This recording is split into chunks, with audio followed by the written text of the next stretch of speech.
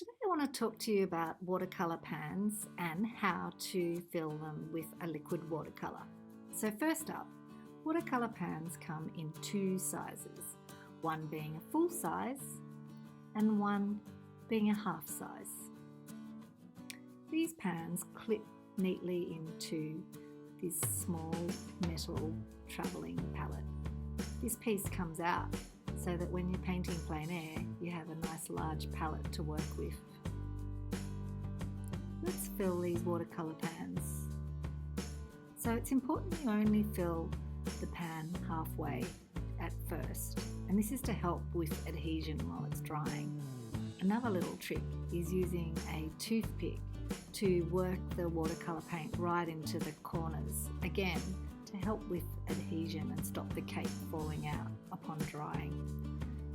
Pop your pans back into your watercolour palette, and notice I've put that toothpick there. That's to get a bit of air into the palette while they're drying. Leave to dry for 24 to 48 hours.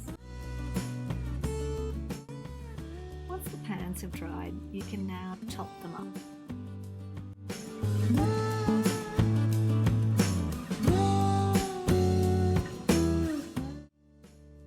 Another great use for pans is making your own custom colours.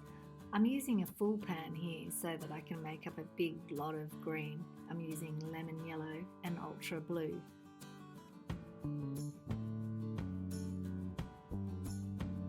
Using the toothpick again to get it into the corners, but also as my stirrer, I've made myself up a green that I can take out with me on the road, and I know I won't run out.